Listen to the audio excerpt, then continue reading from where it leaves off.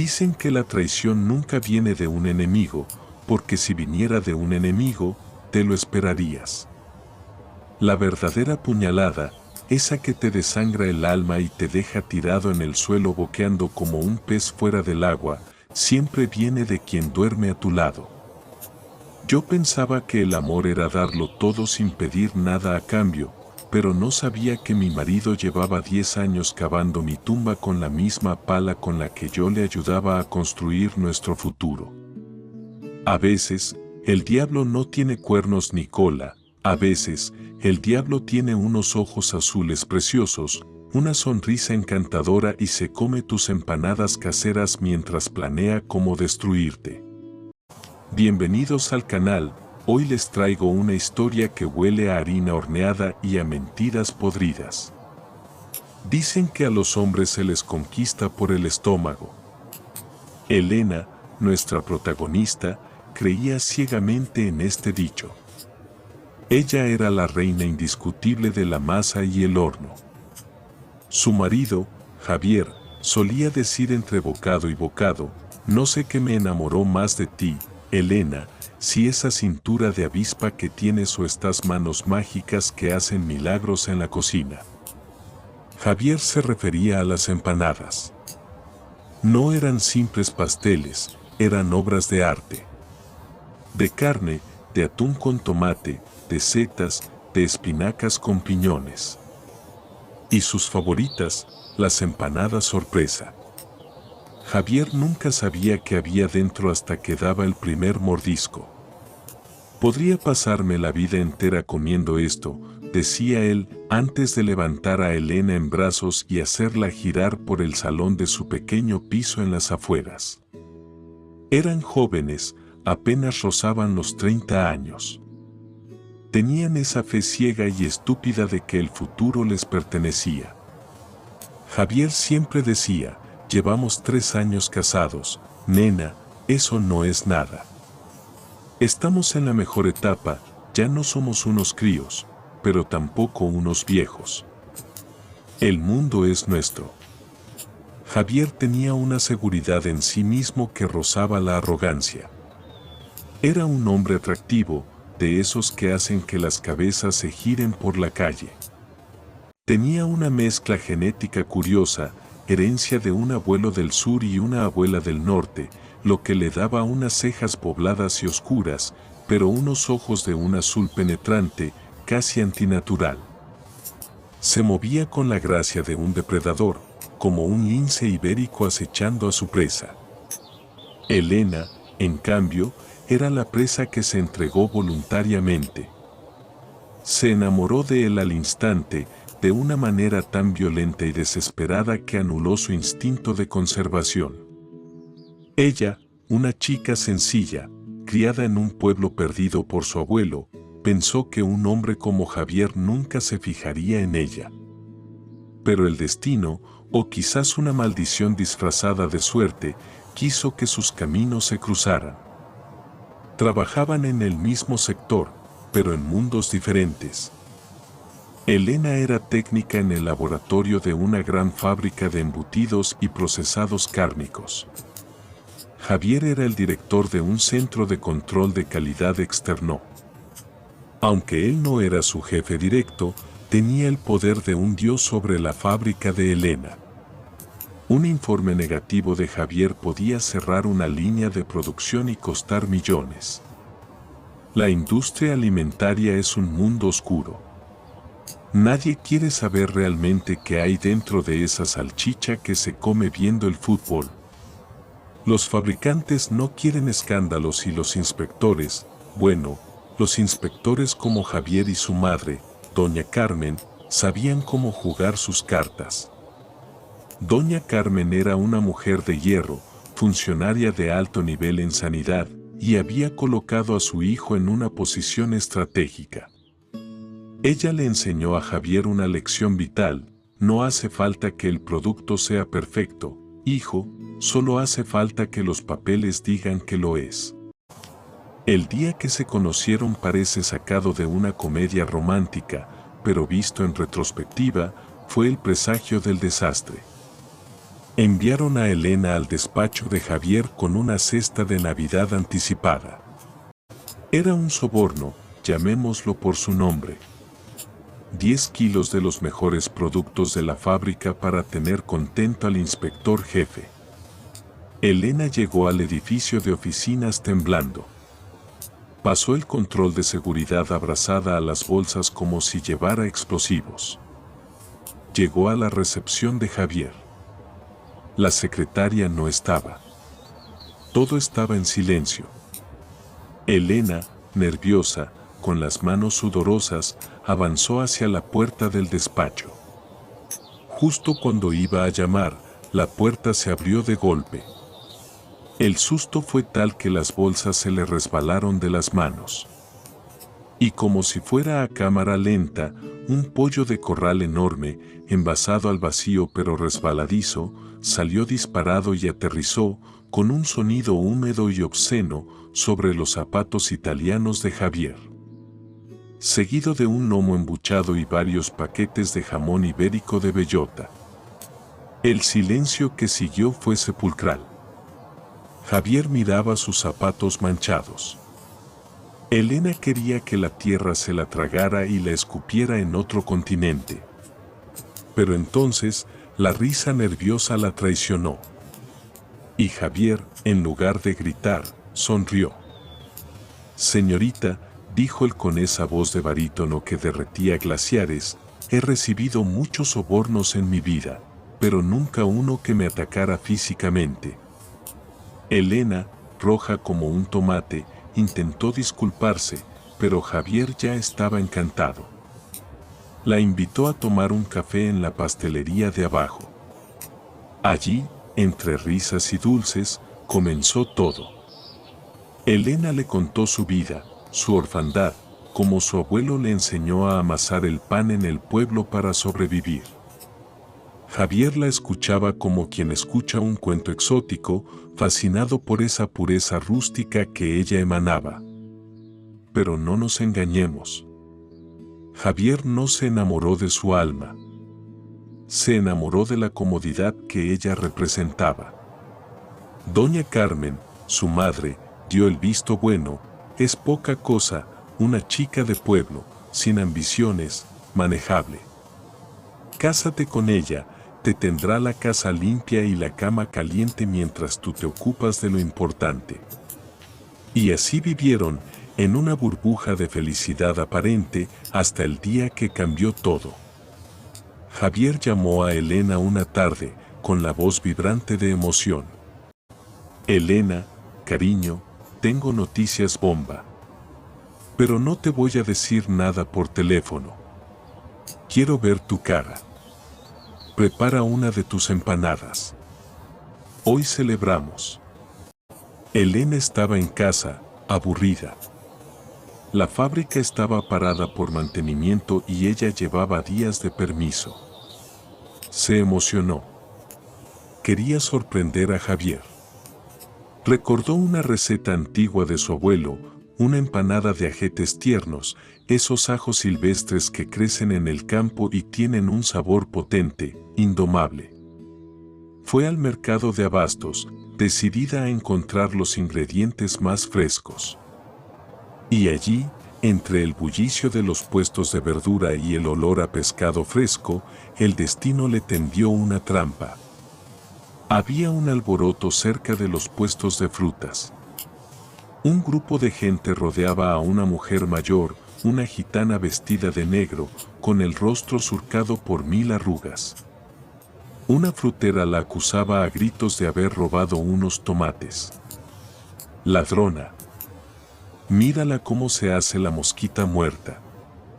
Gritaba la frutera. Sácate lo que tienes en los bolsillos.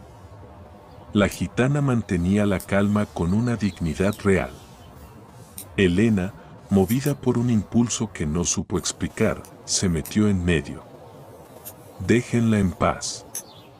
Gritó Elena. Yo he visto cómo pagaba. Si le faltan tomates, se los pago yo, pero dejen de humillarla. La multitud se dispersó, decepcionada por la falta de sangre.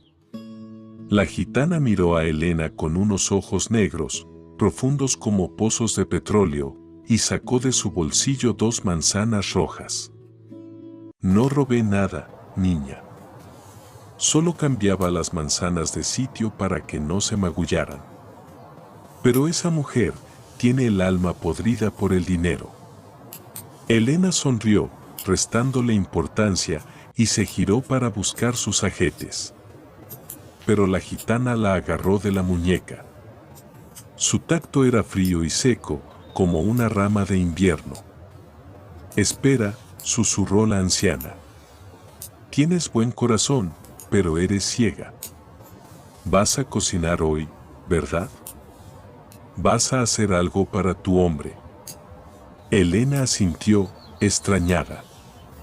Escúchame bien, niña. Haz 2 empanadas.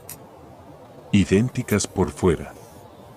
Pero por dentro, pon en una tu relleno de siempre, el de carne, el que le gusta. Y en la otra, pon esos ajos silvestres que buscas. Ponlas en la mesa. La de carne a la izquierda, la de ajetes a la derecha. ¿Para qué?, preguntó Elena, sintiendo un escalofrío. La gitana apretó su agarre. Observa. Si tu marido coge la de la izquierda, tu vida seguirá igual, dulce y tranquila. Pero si su mano va a la derecha, a la de los ajetes, prepárate. Porque tu vida va a dar un vuelco.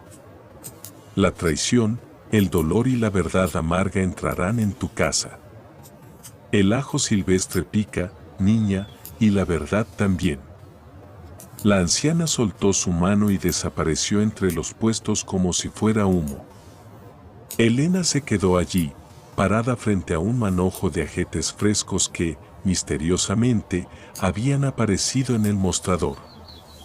La vendedora refunfuñaba sobre la bruja, pero Elena ya no escuchaba. Compró los ajetes. Regresó a casa con el corazón palpitante. Tonterías, se decía a sí misma. Son supersticiones de viejas. Pero sus manos temblaban mientras amasaba la harina. Hizo lo que la gitana le dijo. 2 empanadas hermosas, doradas, brillantes por el huevo batido. Una rellena de ternera jugosa con cebolla caramelizada. La otra, cargada de ajetes, queso fuerte y huevo duro. Un sabor intenso, de campo, de tierra salvaje. Las puso en la mesa. Carne a la izquierda. Ajetes a la derecha. El aroma inundaba el apartamento. Javier llegó puntual. Venía exultante, con ese brillo en los ojos que tienen los hombres que acaban de ganar una batalla. Tiró la chaqueta al sofá y abrazó a Elena, levantándola en el aire. Elena, nena. Lo he conseguido. Mi madre tenía razón, todo ha salido a pedir de boca. Se acercó a la mesa, olfateando como un sabueso. Dios mío, qué hambre tengo. Y qué bien huele esto. ¿Cuál es la especial de hoy? Elena contuvo la respiración. El tiempo se detuvo.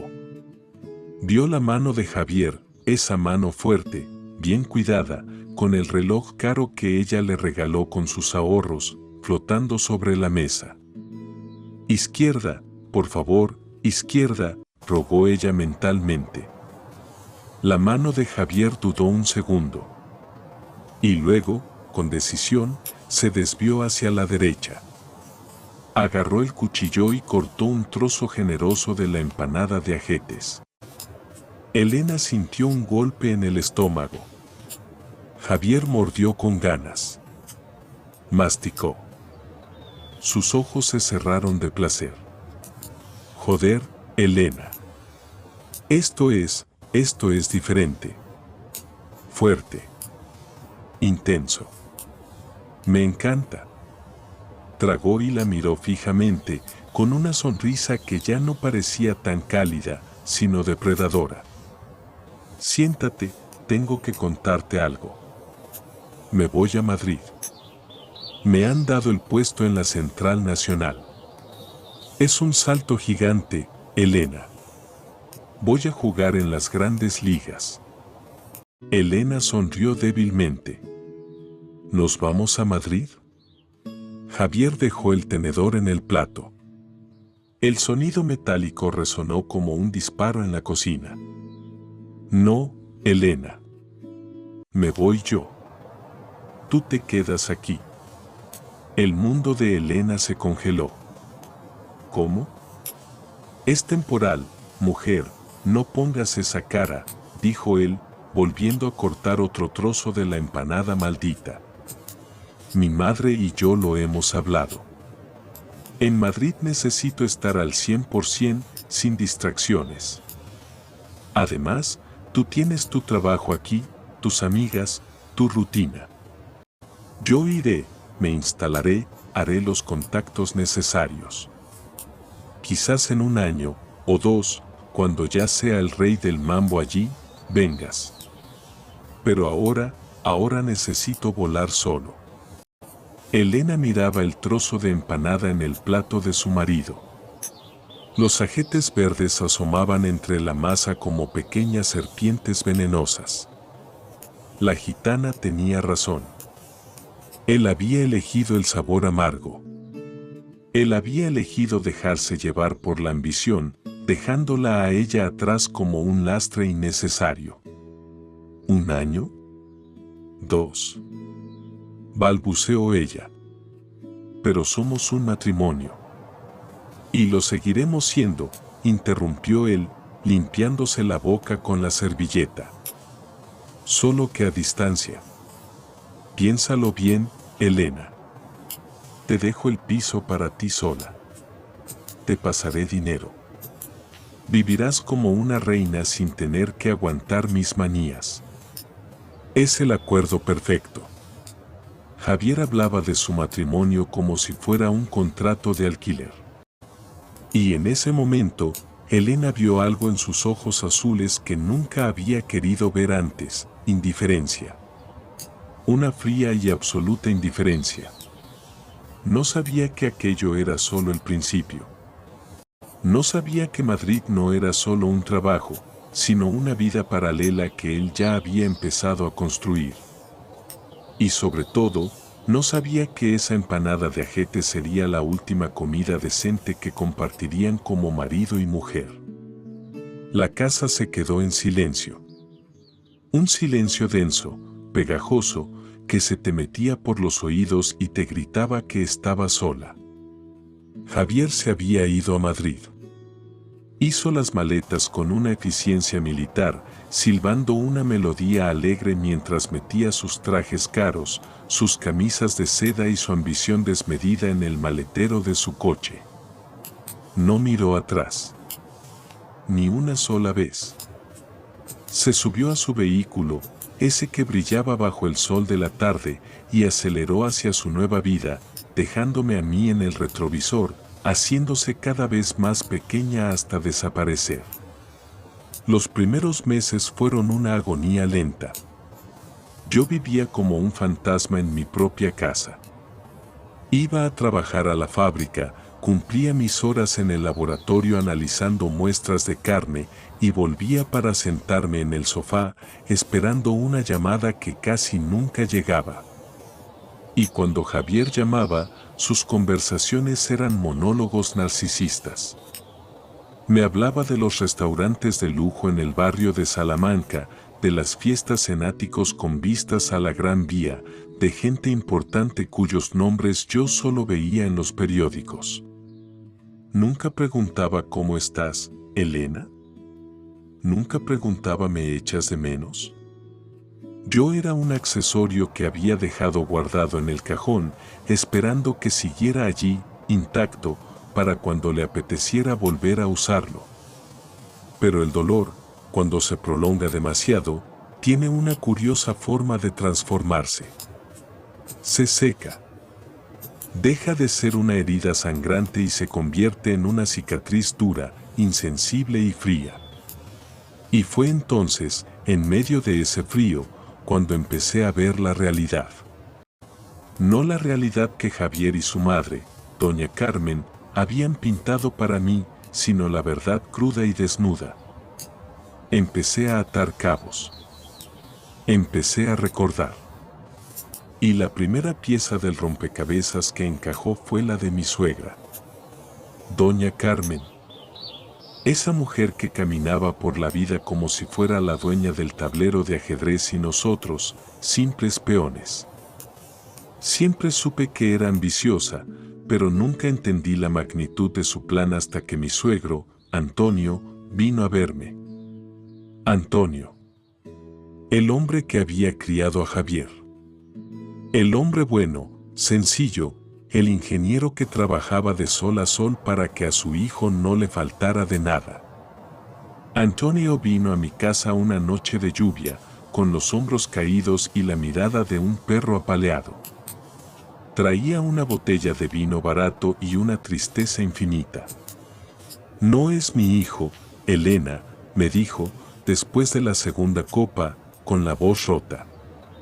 O al menos, ya no quiere serlo. Y allí, en mi cocina, mientras la lluvia golpeaba los cristales, Antonio me contó la historia que doña Carmen había mantenido oculta bajo 7 llaves.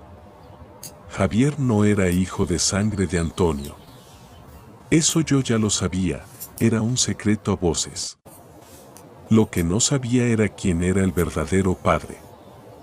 Un médico de renombre en Madrid, un hombre de una familia aristocrática que, 30 años atrás, había dejado embarazada a una joven estudiante de provincias llamada Carmen. La familia del médico pagó el silencio, pagó para que el bastardo desapareciera. Y Carmen, fría y calculadora desde la cuna, aceptó el dinero, se buscó a un hombre bueno y manejable como Antonio para darle un apellido al niño, y esperó. Esperó 30 años.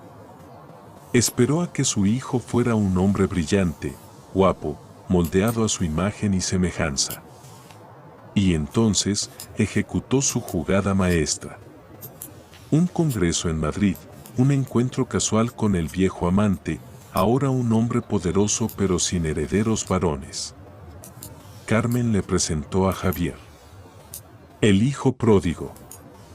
El heredero perfecto. Se ha cambiado el apellido, Elena, me confesó Antonio, llorando como un niño. Ya no se apellida como yo. Ahora lleva el apellido de ese hombre. Se ha borrado de mi vida como si yo fuera una mancha de grasa en su camisa. Y Carmen está encantada. Dice que por fin Javier está donde merece, entre la élite. Escuchar a Antonio me rompió el corazón, pero también encendió una mecha dentro de mí.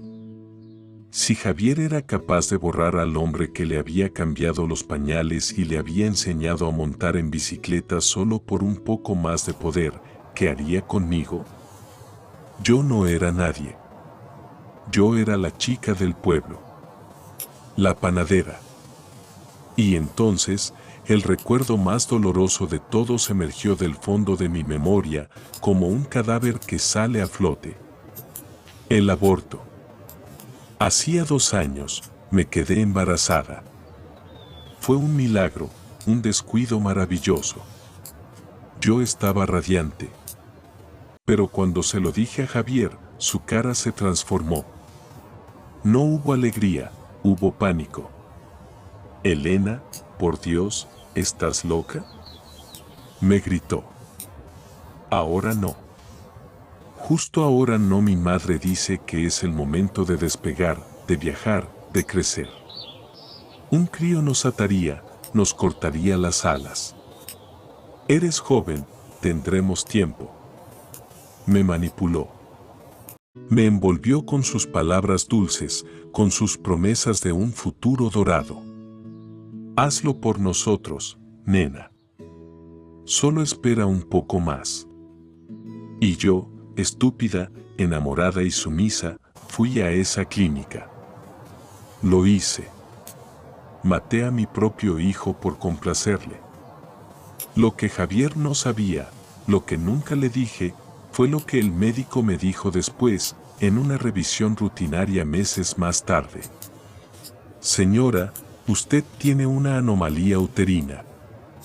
Ese embarazo fue una lotería, un caso entre 1.000.000. Al interrumpirlo, bueno, las probabilidades de que vuelva a concebir son prácticamente nulas. Usted es estéril. Javier me había robado mi única oportunidad de ser madre a cambio de una promesa vacía. A cambio de una libertad que él usó para irse a Madrid y olvidarme. Esa noche, después de que Antonio se fuera, me quedé mirando mi reflejo en el espejo del baño. Ya no vi a la Elena dulce que hacía empanadas. Vi a una mujer con los ojos secos y la mandíbula tensa. El amor se había evaporado, dejando un residuo tóxico de odio puro. Se acabó, le susurré a mi reflejo. Se acabó la víctima. Si tú eres un monstruo, Javier, vas a descubrir que yo puedo ser la pesadilla que se esconde debajo de tu cama.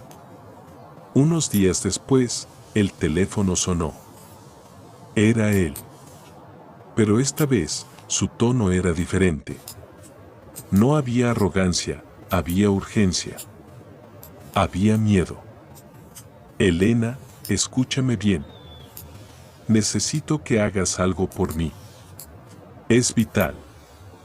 De esto depende todo, mi carrera, mi futuro, nuestro futuro. Resulta que el director de la fábrica donde yo trabajaba, un viejo amigo de juergas de Javier, estaba en problemas. Había comprado una partida de carne barata, carne que debía haber sido incinerada, pero que él decidió procesar para aumentar sus márgenes de beneficio. El problema era que esa carne estaba contaminada. Salmonela. Y una inspección sorpresa de sanidad había tomado muestras. Esas muestras estaban ahora en las neveras de seguridad de mi laboratorio, esperando ser enviadas al centro de ensayos al día siguiente. Si esas muestras llegaban a analizarse, la fábrica cerraría y el escándalo salpicaría a Javier, que había firmado los certificados de calidad previos sin mirar. Necesito que cambies las muestras, Elena, me dijo, casi suplicando. Tú tienes acceso. Tú tienes las llaves. Entra esta noche, saca los frascos con las etiquetas rojas y pon en su lugar carne limpia de la cámara 3. Nadie se enterará. Hazlo por mí, nena. Si caigo yo, caemos todos. Se acaba el dinero, se acaba Madrid, se acaba todo. Colgué el teléfono. Me quedé mirando el aparato. Ahí estaba. La prueba definitiva. No solo era un traidor emocional, era un corrupto.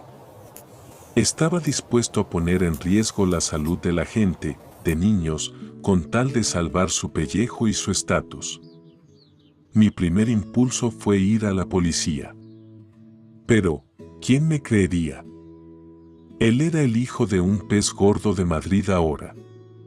Doña Carmen tenía tentáculos en todas partes. Yo era una simple laborante. Si hablaba sin pruebas, me aplastarían como a una cucaracha. No. La venganza es un plato que se sirve frío, y yo soy cocinera. Se esperara que el horno alcance la temperatura perfecta. Decidí jugar mi papel. El papel que ellos esperaban de mí, la esposa tonta, leal y asustada. Fui a la fábrica esa noche. El vigilante me saludó con una sonrisa, acostumbrado a que yo me quedara hasta tarde a veces. Entré en el laboratorio. El zumbido de las neveras era el único sonido. Mis manos, enguantadas en látex, no temblaban. Abrí la nevera de seguridad. Allí estaban los frascos precintados. La evidencia del crimen. Saqué las muestras contaminadas. Pero no las tiré. Oh, no. Busqué unos frascos idénticos. Los llené con carne limpia, tal y como Javier me había pedido. Etiqueté todo con una precisión quirúrgica, falsificando las firmas y los códigos. Puse las muestras falsas en la caja de envío. Pero las muestras verdaderas, las muestras llenas de veneno y corrupción, esas me las llevé. Las guardé en una pequeña nevera portátil. Y no solo eso. Antes de salir, encendí el ordenador del jefe de laboratorio. Sabía su contraseña porque él era un vago que la tenía apuntada en un póster bajo el teclado. Busqué los correos. Allí estaban. Los emails entre el director y Javier. Todo arreglado, el envío barato llega el martes, asegúrate de que los papeles de calidad estén firmados antes de que llegue la mercancía. Lo imprimí todo. Hice copias en un pendrive. Esa noche, en mi casa, escondí las muestras congeladas en el fondo de mi arcón, camufladas dentro de una bolsa de guisantes. Los documentos los guardé en una caja de zapatos, debajo de las cartas de amor que Javier me escribió cuando éramos novios. ¡Qué ironía! Las mentiras del pasado protegiendo las verdades del presente. A la mañana siguiente, llamé a Javier. Puse mi mejor voz de niña asustada. Ya está hecho, Javi. Tenía mucho miedo, casi me ve el guarda, pero lo hice. Las muestras están cambiadas. Le oí suspirar al otro lado de la línea. Un suspiro de alivio profundo. Eres la mejor, Elena. Te debo una. Sabía que no me fallarías. Eres mi chica. Javi, añadí, bajando la voz. ¿Cuándo vienes? Te echo de menos. Pronto, nena, pronto. Ahora que esto está resuelto, todo irá sobre ruedas. Te dejo, tengo una reunión. Colgó. Sin un te quiero. Sin un gracias real. Sonreí. Una sonrisa que no llegó a mis ojos. Sí, Javi, todo irá sobre ruedas. Pero no hacia donde tú crees. Lo que yo no sabía, lo que no pude prever, fue la magnitud del desastre que se avecinaba. Yo pensaba que el cambio de muestra solo servía para tapar un agujero financiero, una multa administrativa. No sabía que el director de la fábrica, en su avaricia infinita, no solo había usado esa carne para hacer comida de perro o conservas baratas. Había desviado parte de esa partida para la línea de productos infantiles. Salchichas para niños. Días después, la noticia estalló en la televisión. Brote masivo de intoxicación alimentaria en varios comedores escolares y un orfanato local. Decenas de niños hospitalizados. Se sospecha de una partida de embutidos en mal estado. Se me heló la sangre. El orfanato. El lugar donde yo a veces iba a llevar pasteles.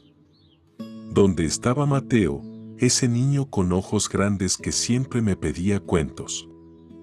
Javier y el director no solo eran ladrones. Eran asesinos en potencia. Y yo les había cubierto las espaldas. El horror me paralizó por un instante. La culpa me golpeó como un mazo. Pero entonces, recordé el pendrive. Recordé las muestras en mi congelador. Ya no se trataba solo de venganza por un matrimonio roto. Ahora era justicia. Javier pensaba que estaba a salvo en su torre de marfil en Madrid. Pensaba que su esposa tonta había borrado sus huellas. Pobre iluso. Acababa de armar a su verdugo. Me sequé las lágrimas de culpa y marqué el número de Antonio. Antonio, ven a casa. Y trae el coche. Vamos a necesitar un abogado. No uno cualquiera. Necesitamos un tiburón. La guerra había empezado. Y yo tenía la munición nuclear guardada en una bolsa de guisantes. El hospital olía a desinfectante barato y a miedo. Caminar por esos pasillos era como descender a un círculo del infierno reservado para los inocentes. En cada habitación había niños. Algunos lloraban, otros estaban demasiado débiles incluso para eso. El brote de salmonelosis había sido agresivo. La bacteria, cultivada en la avaricia de unos pocos hombres, estaba devorando los intestinos de aquellos que no tenían a nadie para defenderlos. Entré en la habitación de Mateo. El pequeño, que solía ser un torbellino de energía y risas, estaba pálido, casi translúcido sobre las sábanas blancas. Tenía vías intravenosas en sus bracitos delgados. Dormía un sueño agitado, frunciendo el ceño por el dolor abdominal. Me senté a su lado y le acaricié el pelo sudoroso. La culpa me golpeó con la fuerza de un tren de mercancías. Yo había ayudado a esto.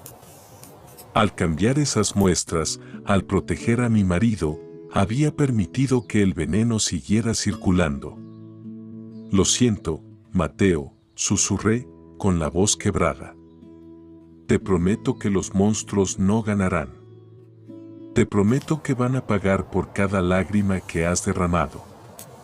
Salí de la habitación temblando de rabia. En el pasillo, mi teléfono vibró. Era él. Javier. Contesté, obligando a mi garganta a relajarse, obligando a mi voz a sonar sumisa. ¿Javi? Elena, ¿dónde demonios estás? Te he llamado 3 veces. Estoy en la compra. ¿Pasa algo? Claro que pasa. Las noticias.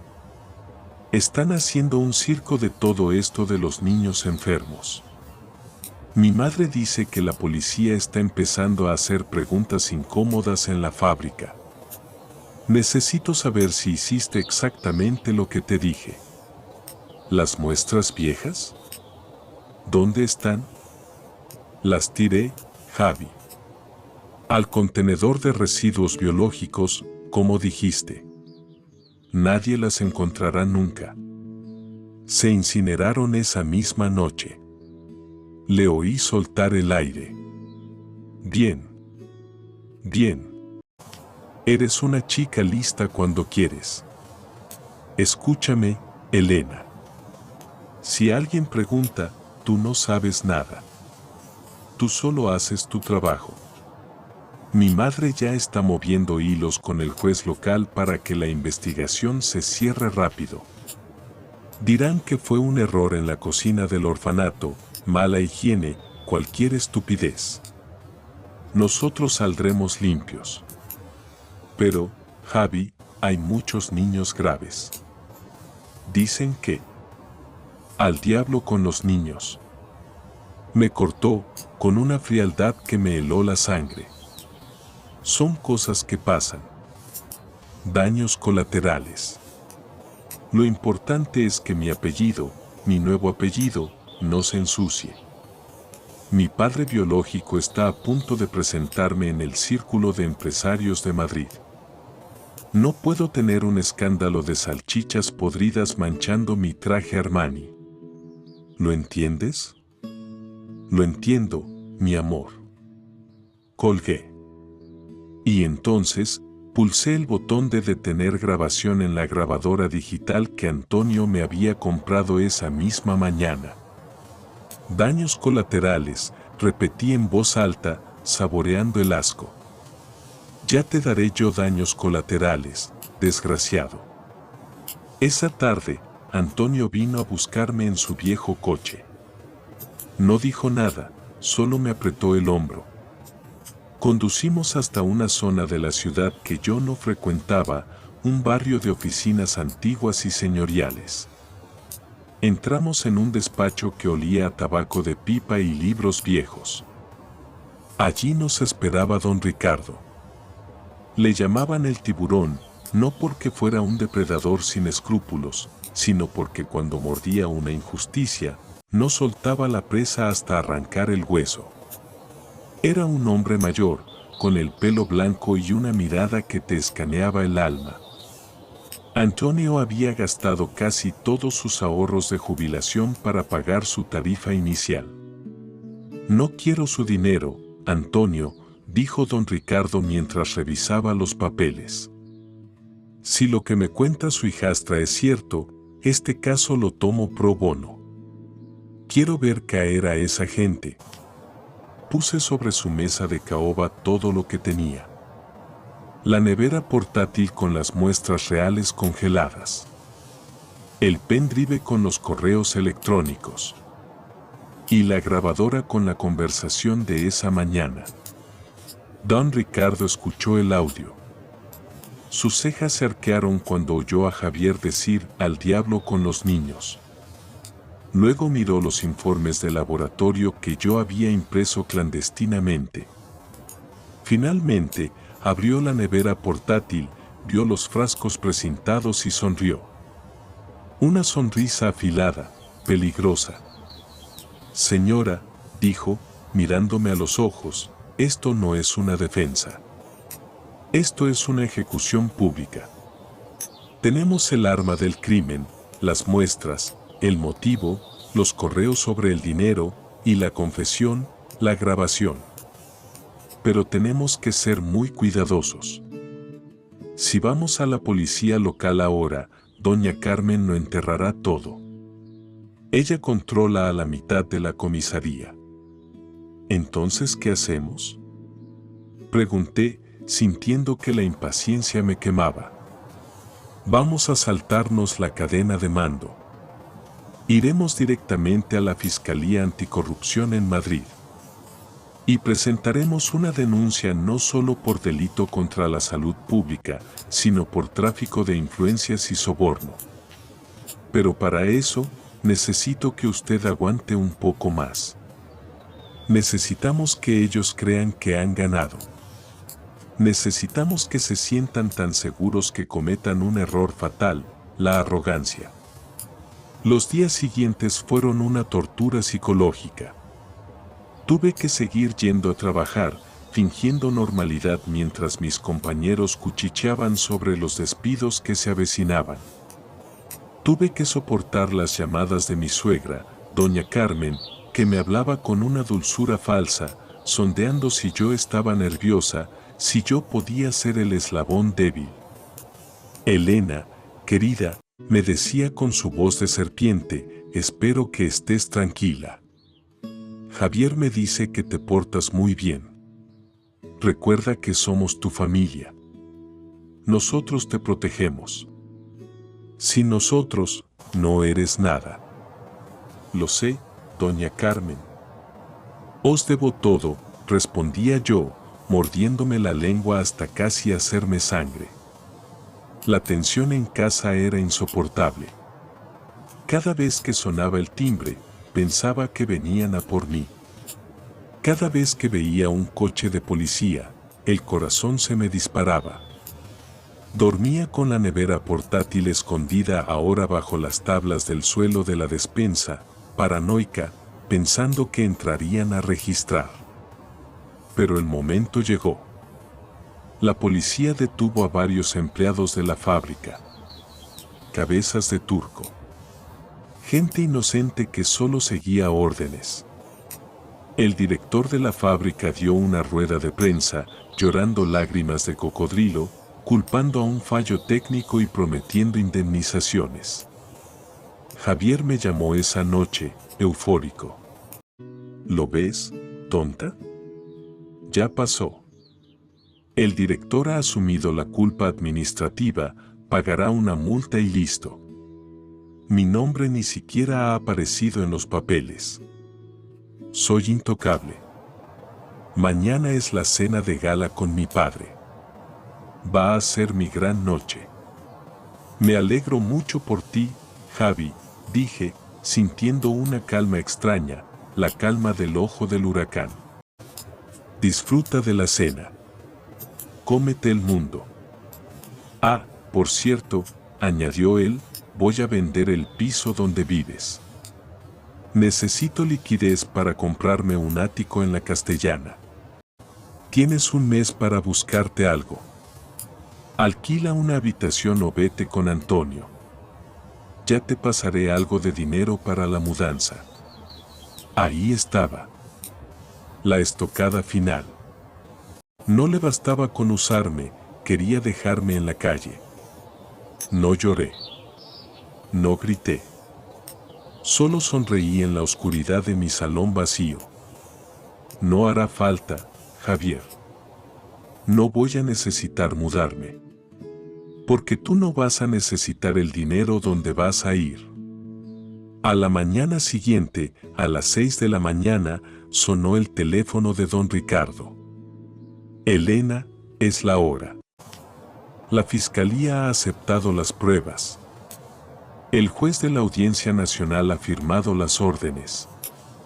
No son órdenes de registro, Elena. Son órdenes de detención inmediata y sin fianza.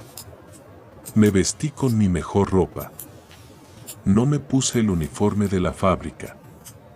Me puse un vestido negro, sobrio, elegante. Me maquillé para tapar las ojeras. Me miré al espejo y vi a la mujer que la gitana había predicho. La mujer que eligió la empanada de la derecha. La mujer que había atravesado el fuego y ahora era de acero. Fui al juzgado, no como acusada, sino como la testigo principal protegida. Antonio iba conmigo, conduciendo con una determinación feroz. Mientras viajábamos hacia el juzgado, la radio dio la noticia de última hora. Escándalo en la alta sociedad. La policía irrumpe en la residencia del famoso doctor en Madrid buscando a su hijo ilegítimo, Javier P., en relación con el caso de la intoxicación masiva. Simultáneamente, doña Carmen, alta funcionaria de sanidad, ha sido arrestada en su domicilio. Cerré los ojos y respiré hondo. La trampa se había cerrado. El depredador había caído en el agujero. Pero lo mejor, o lo peor para él, estaba por llegar.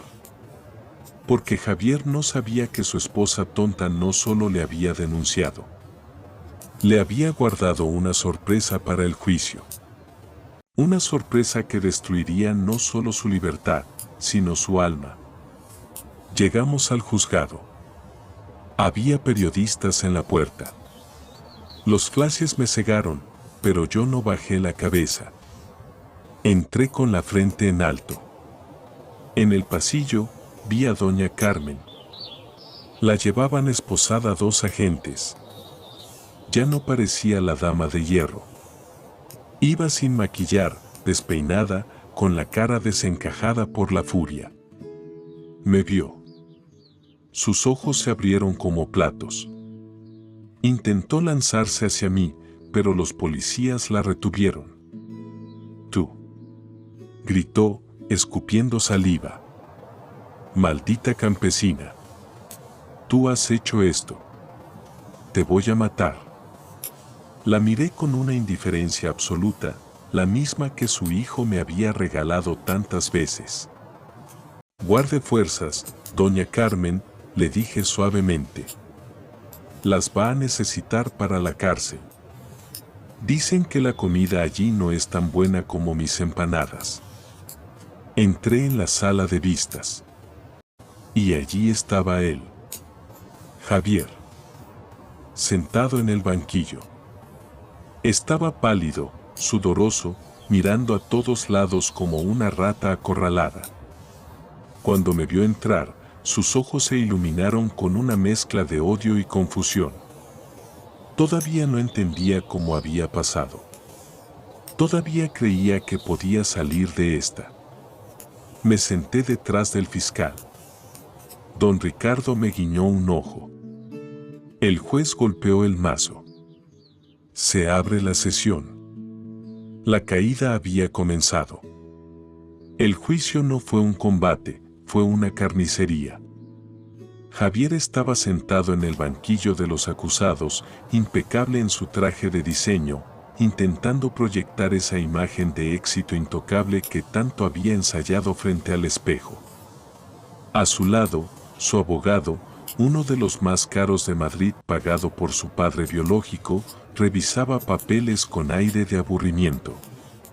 En la bancada del público, en primera fila, estaba él, el doctor de la Vega, el padre biológico de Javier. Un hombre imponente, con el rostro pétreo, que miraba al frente sin dignarse a mirar a su hijo ni una sola vez. Al otro lado del pasillo, estábamos nosotros. Antonio, con su chaqueta de pana vieja pero limpia, y yo. No necesitábamos trajes caros. Teníamos la verdad. El fiscal comenzó su alegato. Fue brutal. Describió la cadena de corrupción, el desprecio por la vida humana, la avaricia desmedida. Pero Javier sonreía levemente. Confiaba en que no había pruebas directas que lo vincularan a él. Confiaba en que yo, su pobre mujer despechada, no tendría credibilidad. Confiaba en que el director de la fábrica mantendría la boca cerrada. Entonces, me llamaron a declarar. Caminé hacia el estrado. Sentí la mirada de Javier clavada en mi nuca.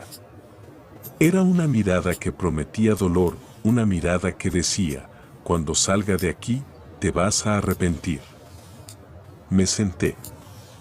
Juré decir la verdad. El abogado de Javier se levantó primero, intentando desacreditarme. Señora, ¿no es cierto que usted está resentida porque su marido la dejó para progresar profesionalmente? ¿No es cierto que todo esto es una fantasía de una mujer abandonada? Respiré hondo. Miré al juez, un hombre mayor con cara de pocos amigos. Señoría, dije con voz firme, mi marido no me dejó para progresar. Me dejó para delinquir. Y no estoy aquí por resentimiento.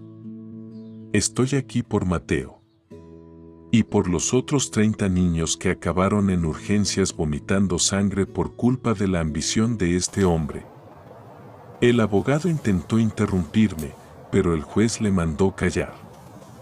Continúe, testigo. Y entonces, solté la bomba. Mi marido me pidió que destruyera las pruebas.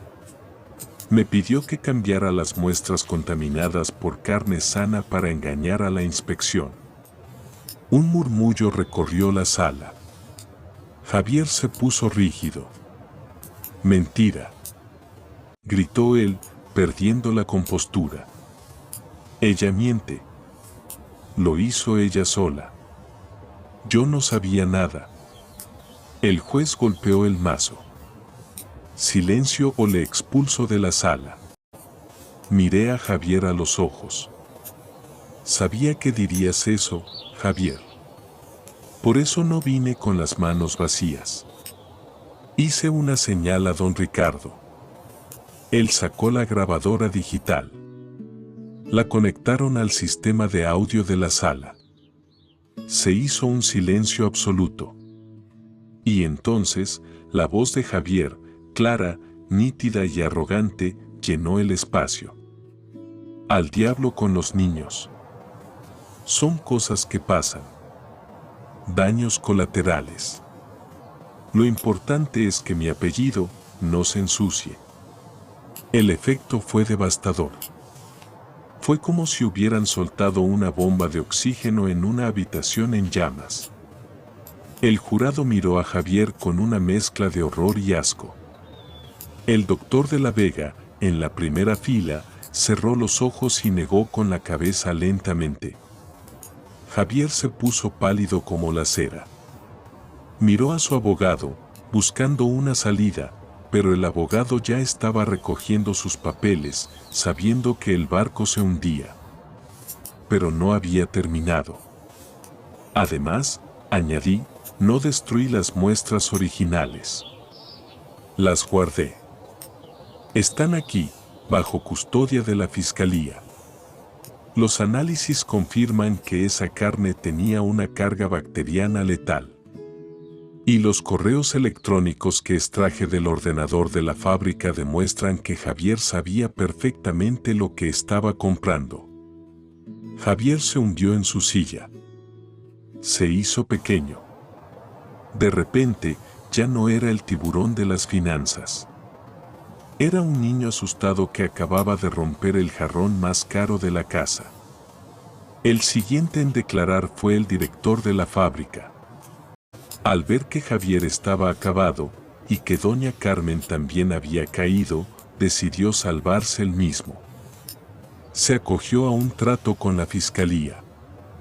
Fue idea de doña Carmen, confesó, sudando a mares. Ella nos dijo cómo hacerlo.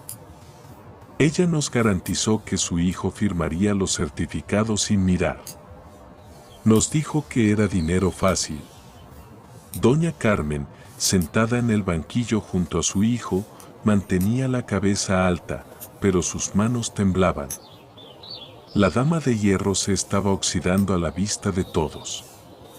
El juicio duró 3 días más, pero el veredicto ya estaba escrito en las caras del jurado. El día de la sentencia, la sala estaba abarrotada. Javier se puso en pie para escuchar el veredicto. Le temblaban las piernas. Buscó con la mirada a su padre biológico, al doctor de la Vega, buscando un ancla, una salvación. Pero el asiento de la primera fila estaba vacío. El doctor de la Vega no había venido.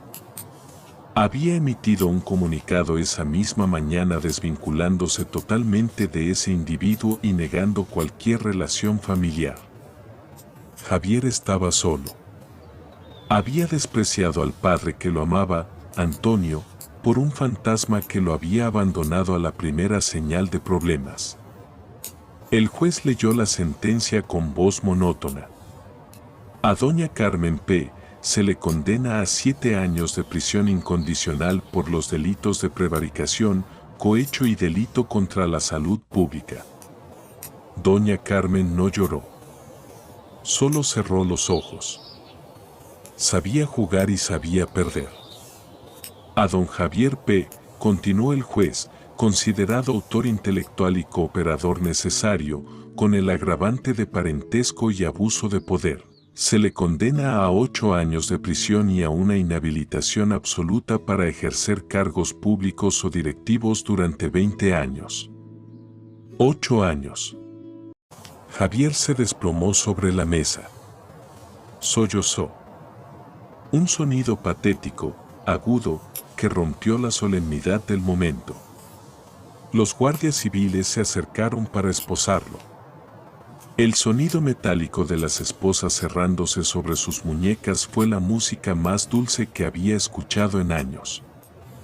Mientras se lo llevaban, arrastrándolo casi porque no le sostenían las piernas, pasó por mi lado. Se detuvo un segundo. Tenía los ojos rojos, la cara hinchada. Elena, susurró, con voz rota. Elena, por favor, ayúdame. Háblales. Diles que fue un error. Soy yo, Javi. Tu marido. Lo miré. Miré al hombre que había amado. Al hombre por el que había matado a mi hijo no nato. Al hombre que me había desechado como basura. Me acerqué a su oído y le susurré, tan bajo que solo él pudo oírme. ¿Recuerdas las empanadas, Javier? Elegiste la de la derecha. La de los ajetes. El ajo se repite, Javier. La traición también. Que disfrutes del rancho en la cárcel. Lo empujaron hacia la salida. Entonces, ocurrió algo que me rompió el corazón y lo sanó al mismo tiempo. Antonio, mi suegro, el hombre al que Javier había humillado y negado, se levantó. Javier lo vio. «Papá», gritó Javier, desesperado. «Papá, ayúdame». Antonio se quitó la gorra. Lo miró con una tristeza infinita, con lágrimas corriendo por sus mejillas surcadas de arrugas. «Yo no soy tu padre, Javier», dijo Antonio con voz suave pero firme. «Tú dejaste claro que tu padre era el señor de Madrid. Yo solo soy el ingeniero fracasado. Y los fracasados no podemos salvar a los exitosos. Adiós, hijo». Antonio se giró y me ofreció su brazo. «Vámonos, Elena. Aquí huele a podrido». Salimos del juzgado. Fuera, el sol brillaba con una intensidad insultante. Los periodistas se abalanzaron sobre nosotros, pero no dijimos nada. Nos abrimos paso entre la multitud hasta el viejo coche de Antonio. Me senté en el asiento del copiloto y cerré la puerta. El ruido del mundo se quedó fuera. Miré mis manos. Ya no temblaban. Había terminado. La pesadilla había terminado. Javier estaba en una celda. Doña Carmen también. La justicia había llegado, tarde y dolorosa, pero había llegado. Antonio arrancó el coche. «¿Y ahora qué, hija?», me preguntó. «¿A dónde vamos?». Miré por la ventana. Madrid se quedaba atrás, con sus torres de cristal y sus promesas falsas. «A casa, Antonio. Vamos a casa. Tengo que hornear. Pero esta vez voy a hornear algo dulce». El coche se alejó, dejando atrás las ruinas de una familia construida sobre mentiras y poniendo rumbo hacia un horizonte que, por primera vez en mucho tiempo, estaba despejado. Había perdido a un marido, sí. Había perdido la posibilidad de ser madre biológica. Pero había ganado algo mucho más importante, mi dignidad. Y había recuperado a un padre, Antonio, el único hombre que realmente merecía ese título. La vida me había dado limones amargos, o mejor dicho, ajetes picantes. Pero yo soy panadera.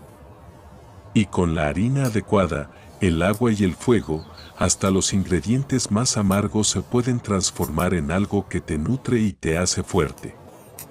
Después de la sentencia, el silencio volvió a mi vida. Pero ya no era ese silencio pesado y angustioso de la soledad, era un silencio limpio, como el aire de la montaña después de una tormenta eléctrica. Renuncié a la fábrica al día siguiente. No podía soportar el olor a carne cruda, ni el zumbido de las neveras, ni las miradas de lástima de mis compañeros. Ese lugar estaba manchado por los recuerdos de mi ingenuidad y por la sombra de la corrupción de Javier. Me fui sin despedirme, dejando atrás mi bata blanca y mi pasado de víctima. Antonio, mi querido suegro, o mejor dicho, mi padre, porque eso es lo que realmente era, no me dejó caer. Vendió su viejo coche, sacó lo poco que le quedaba en el banco y me dijo: «Elena, hija, tú tienes un don en las manos. La gente no necesita salchichas industriales llenas de mentiras. La gente necesita pan de verdad. Necesita el calor de un hogar. Vamos a montar esa panadería de la que siempre hablaste». Y así nació el horno de Elena. Al principio, era un local pequeño, en una esquina olvidada del barrio. Antonio se encargaba de las cuentas y de arreglar las máquinas viejas que compramos de segunda mano. Yo amasaba. Amasaba con furia, con dolor, pero también con esperanza. Cada vez que golpeaba la masa contra la mesa, sentía que estaba expulsando los restos de Javier de mi sistema. Mis empanadas, especialmente las de ajetes, sí, las mantuve en el menú como un símbolo de mi resistencia, se hicieron famosas. La gente venía de otros barrios solo para probarlas. Decían que tenían un sabor valiente. Y tenían razón. Eran el sabor de una mujer que había aprendido a decir basta. Pero mi mayor victoria no fue el negocio. Fue Mateo. Con los antecedentes penales de Javier y doña Carmen, y con mi situación de mujer divorciada y supuestamente estéril, la adopción parecía imposible. Pero la vida, cuando decide compensarte, a veces es generosa. Antonio y yo luchamos contra la burocracia con la misma ferocidad con la que luchamos en el juicio. Y, curiosamente, el hecho de que yo hubiera sido la denunciante que salvó a los niños del orfanato jugó a mi favor. El juez de menores vio en mí no a una mujer sola, sino a una leona protectora. El día que Mateo entró en mi casa con su pequeña maleta, me miró con esos ojos grandes y serios y me preguntó, ¿tú vas a ser mi mamá para siempre o solo un rato?